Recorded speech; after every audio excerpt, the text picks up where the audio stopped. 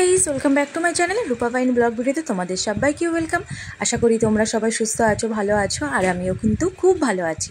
আর প্রতিদিনের মতন আজকেও কিন্তু তোমাদের সাথে আজকে একটা নতুন ব্লগ নিয়ে আমি এসে গেছি।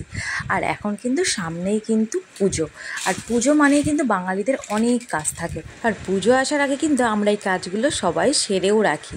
তো সবার প্রথমে কিন্তু আমরা যত জামা কাপড় আছে কিন্তু সব সেগুলোকে ধুয়ে নিই মহালয়ার আগে। মহালয়ার আগেও কিন্তু আমরা যত রকমের ঘরের অপরিষ্কার জিনিসপত্র আছে সেগুলোকে পরিষ্কার পরিচ্ছন্ন করি, ঝুল ঝাড়ি, বাড়িতে যত রকমের মানে মশলার কোটোকাটি আছে বলো, যত রকমের সব কিছু ঘরের এভরিথিং জিনিসই কিন্তু আমরা সব কিছুই পরিষ্কার পরিচ্ছন্ন করে রাখি। এটা না করলে মনেই হয় না যে মানে পুজো পুজো ভাব বা পুজো আসছে। আর মা দুর্গা আসার আগে না আমরা কিন্তু সব কিছুই পরিষ্কার পরিচ্ছন্ন করে রাখি, কারণ কিন্তু একটাই যে মা আসছে, আমাদের মা দুর্গা। তো বন্ধুরা, কার কার পুজোর শপিং হয়েছে এটা কিন্তু আমাকে অবশ্যই কমেন্ট করে জানিও। আমরা কিন্তু এখনও পুজোর শপিং কিচ্ছু করিনি। আগের একটা ছোট মিনি ব্লগ ভিডিওতে আমি দেখিয়েছিলাম যে শুধুমাত্র আমরা কিন্তু বাবুর জন্য জুতো কিনেছি আর আমার জন্য জুতো কিনেছি, আর কিন্তু কিচ্ছু কেনাকাটা করিনি। তবে কিনবো না সেটা কিন্তু নয়, আমরা যাব, কিন্তু কি বলো তো, টাইমটা ঠিকঠাক বার করতে পারছি না। তাই ভাবলাম যে পুজোর কেনাকাটা সারার আগে আগে ঘরের কাজগুলো টুকিটাকিগুলো সেরে সুরে তারপরেই যাব। তার জন্যই কিন্তু আমাদের আগে প্রথমে এই ঝুলঝাড়া দিয়ে স্টার্টিং করেছি। আর আজকে এই যে মা আসার একটা আলাদা আনন্দ আছে না, মানে এটা হয়তো আমরা বাঙালিরাই খুব ভালোভাবে বুঝতে পারি। মা আসছে এটাই সবথেকে বড় আনন্দ। মানে এই যে মা আসছে আসছে একটা ভাব, মানে চলে আসলে কিন্তু কী করে 5টা দিন কেটে যায় সত্যি কিন্তু আমরা বুঝতে পারি না। মানে এই ষষ্ঠী থেকে কবে যে দশমীটা চলে আসে হট করে আমরা কিন্তু বুঝতেই পারি না। তাই মা আসতে আসতে এটাই কিন্তু সবথেকে বড় আনন্দ। আসলে কিন্তু মাকে আর বেশি দিন ধরে রাখাও যায় না। তার জন্যই দেখো আসছে এটা ভেবেই কিন্তু আমরা মনে অনেক আনন্দ নিয়ে কিন্তু কাজ করি পুজোর সময়। আর এদিকে দেখো, একটা দাদাভাই কিন্তু আমাকে কমেন্ট করেছিল যে দিদিভাই তোমার প্রত্যেকটা ব্লগ ভিডিও আমার খুব ভালো লাগে। সেই দাদাভাইকে আমি জানাই মন থেকে ধন্যবাদ। মানে ব্লগ ভিডিওটাতে ভালো লেগেছে, ভালোবাসা দিয়েছো, সাপোর্ট দিয়েছো। আর আমিও কিন্তু তোমার আইডি থেকে ঘুরে এসেছি, তোমাকে কিন্তু ফুল সাপোর্ট করে এসেছি। তো দাদাভাইকে আমি এই ব্লগটাতে একটু তুলে ধরলাম, কারণ দাদাভাই আমাকে বলেছিল, তার জন্যই তুলে ধরা হয়েছে। তার তো চলো বন্ধুরা, কিছু কাজের কথা বলা যাক। আজকে যে টপিকটা আছে সেটা নিয়েই কিছু একটা বলবো। তো দেখতেই পাচ্ছ আমি কিন্তু রান্নাঘরে ঝুল ঝাড়ার জন্য চলে এসেছি। আর মোটামুটি কিন্তু আমার ঝুল ঝাড়া হয়ে গেছে। এখন এই যে সমস্ত বাসন গোসন সবজি রাখার জিনিসপত্র আছে সেইগুলোকে একটু ঝেড়ে ঝুড়ে পরিষ্কার করে নিচ্ছি। কেননা আমার এই সামনে কিছুদিন আগেই না একটা অপারেশন হয়েছিল, যার জন্য আমি কিন্তু অনেক দিন ঘরের মানে ঠিক মতন গোছাতে পারিনি, পরিষ্কার করতে পারিনি, যার জন্য কিন্তু ঘরের হাল আরও বেহাল হয়ে রয়েছে। আর শুধু যে রান্নাঘরের ঝুল ঝাড়ছি তা কিন্তু নয়, আমাদের যে রুমটা আছে সেই রুমটাও কিন্তু আজকে কিছুটা হলেও ঝাড়বো।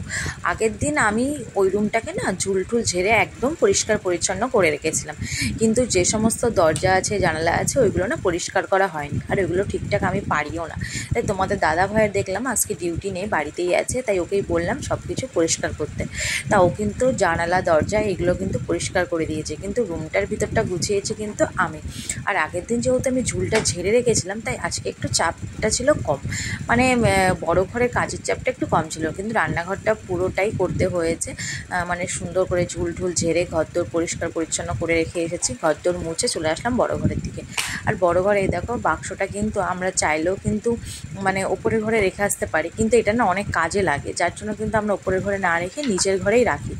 আর জানালা দরজা পরিষ্কার করতে গেলে না কিছু ঘরদোর ওলটপালট তো হবেই, তার জন্য কিন্তু কিছু জামা কাপড় দেখো এদিক ওদিকে ছড়িয়ে আছে, বিছানার চাদরগুলো একটু গুটিয়ে রেখেছিলাম, যেহেতু তোমাদের দাদাভাই জানলাটাকে পরিষ্কার করছিল, তার জন্য কিন্তু কিছুটা অগোছালো হয়ে রয়েছে। আর কিছুটাও ঝুলঝাড়া বাকি ছিল, তাই ভাবলাম একবারে যখন করছি এইটুকু আজকে করে রেখে দিই, তাহলে আর পুজোর সময় খুব একটা চাপ হবে না। আর যদিও আমরা এটা মেনে থাকি, মহলের পরে আমরা ঝুলঝাড়া বলো কোনো কিছু খুব একটা করি না, তার জন্য আগের থেকেই সব কিছু কিন্তু গুছিয়ে আমরা পরিষ্কার পরিচ্ছন্ন করে রেখে দিই। আর আমার জামা কাপড় কাচা মোটামুটি সব কমপ্লিট হয়ে গেছে, ঘরের ঝুলঝাড়াটাও কমপ্লিট হয়ে গেছে, শুধু রান্নাঘরটাই বাকি ছিল, তাই রান্নাঘরটাও করে নিলাম, সাথে যেটুকু কাজ ছিল বড় ঘরে সেটুকুও অন্তত করে নিলাম। তাই ভাবলাম একসাথে যখন করছি তাহলে ঘরগুলো যেখানে যেখানে মানে পরিষ্কার মোছার ব্যাপার আছে সেগুলোও সেরে নিই। তার জন্য একটু ফ্রিজ বলো, শোকেস বলো, তারপরে আলনা বলো, খাট বলো, সব কিছুই কিন্তু মুছে একটু পরিষ্কার পরিচ্ছন্ন করে রেখেছি। আর তোমরা হয়তো আমার শোকেসটা দেখে ভাববে যে এত ভাঙা কেন। আসলে কি বলো তো বন্ধুরা, আমি না আগে এখানে থাকতাম না, মানে তোমাদের দাদাভাই ডিউটির জন্য আমাদের থাকা হয়েছিল ডায়মন্ড হারবারে, তাই ওখানে আমি কিন্তু 3-4টে বছর কাটিয়ে এসেছি। আর এই 3টে বছর কাটিয়েছি, মানে বাড়িতে একটা পুচকে ছিল, মানে আমার জায়ের ছেলে ছিল, সে তখন অনেকটাই ছোট ছিল, তা ও অনেক কিছুই বুঝতো না, আর আমরা কিন্তু ছিলামও না, মানে একটু দুষ্টু ছিল, যার কারণে পুরনো থেকে নতুন বানিয়েছে। যাই হোক বন্ধুরা, একটু মজা করলাম, এটা কিন্তু আমার ছেলে হলেও কিন্তু করতে পারতো, তাই এটা কিন্তু আমরা খুব একটা মাইন্ডে নিইনি। তাই যেটা হওয়ার সেটা হয়েছে, পরে যখন সময় আসবে ঠিক করার তখন ঠিক করে নেব। তো চলো এবার চলে আসলাম খাট মোছার দিকে। যেহেতু খাটটাও না অনেকদিন আমার মোছা হয়নি, তার জন্যই কিন্তু একটু মুছে টুছে একবারে পরিষ্কার পরিচ্ছন্ন করে নিচ্ছি।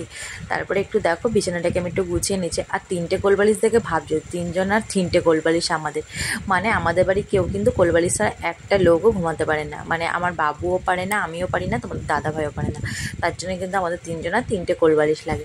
আর কালকেই না আমি কাঁচা বেডশিটটা পেতেছি, তার জন্য আজকে আর চেঞ্জ করলাম না, একটু গুটিয়ে নিয়েছিলাম, যে দিক থেকে পরিষ্কার করছিল, তাই একবারে একটুখানি ঝেড়ে ঝুড়ে একবারে পরিষ্কার করে নিলাম। আর এই দেখো বন্ধুরা, আমার হাতে কিন্তু খুব সুন্দর একটা মহাদেবের মূর্তি আছে, আর এটাও না একটু মানে খুব নোংরাই পড়েছিল, একটু না ভালোই নোংরা পড়েছিল, তার জন্য একবার একটু পরিষ্কার করে নিলাম। আর অনেকদিন যেহেতু পরিষ্কার করা কিছুই হয়নি, এই জন্য সব কিছুই বলতে পারো অনেকটা মানে ধুলোবালি পড়ে গেছিলো, যার জন্য আজকে একটু পরিষ্কার করে নিলাম। আর এদিক থেকে একবারে জল টল ভরেও না রেখে দিলাম, যেহেতু দুপুরে স্নান করে আবার রান্না চাপাতে গেলে না আর এই সমস্ত এক্সট্রা কাজগুলো আর হবে না, তার জন্য আগের থেকে করে ঠুরে একবারে স্নান করে রান্না চাপাবো। আর এদিকে না আমি পর্দাটা অনেকদিন আগে কিন্তু কেচে রেখেছিলাম, আমি কিন্তু টাঙাইনি, ভেবেছিলাম যে জানলা দরজাটা পরিষ্কার পরিচ্ছন্ন করেই একবারে পর্দাটাকে দেবো, তার জন্য কিন্তু আমি পর্দাটাকে কেচে ভাঁজ করে রেখে দিয়েছিলাম। আর এদিকে দেখো আমার কাজ সাথে সাথে তোমাদের দাদাভাই কিন্তু স্নানে ঢুকে গেছে বাবুকে নিয়ে। আর ওরা যেহেতু স্নান করছে, তাই ভাবলাম চট করে ঘরটাকে যেহেতু মুছতে হবে, তাই ঝাড়ু করে নিলাম। ঘরটা যেহেতু আমিও মুছবো না, কারণ আমার এই অবস্থায় না আমি খুব একটা ঘর দোর মুছতে পারি না, যেহেতু ডাক্তার আমাকে 3 মাস রেস্ট করতে বলেছে। কিন্তু কি করব বলো, নিজের সংসারে তো 3 মাস রেস্ট বলে তো খুব একটা হয় না, তার মধ্যে দিয়ে যেটুকু মেনটেন করার আমি কিন্তু সেটুকুই মেনটেন করি, তার বেশি খুব একটা আমার হয় না, যেহেতু ছোট একটা বাচ্চা থাকলে যেটা হয়। তো ফাইনালি দেখো আমার কিন্তু ঘর গোছানো একদম কমপ্লিট হয়ে গেছে, তাই তোমাদের সাথে কিন্তু একটু শেয়ার করলাম, ঘরটাও শেয়ার করছি। আর এদিকে দেখো রান্নাঘরটাও কিন্তু আমি খুব সুন্দর করে গুছিয়ে নিয়েছি, তাই এটাও কিন্তু তোমাদের সাথে একটু শেয়ার করলাম। কথাই আছে, নিজের ঘর যদি কুঁড়ে ঘরও হয় তার একটা কিন্তু আলাদাই শান্তি। তো যাই হোক বন্ধুরা, আজকের মতন ব্লগটা কিন্তু আমি এখানেই শেষ করছি। যদি তোমাদের ভালো লেগে থাকে তাহলে কিন্তু অবশ্যই লাইক কমেন্ট শেয়ার করে দিও।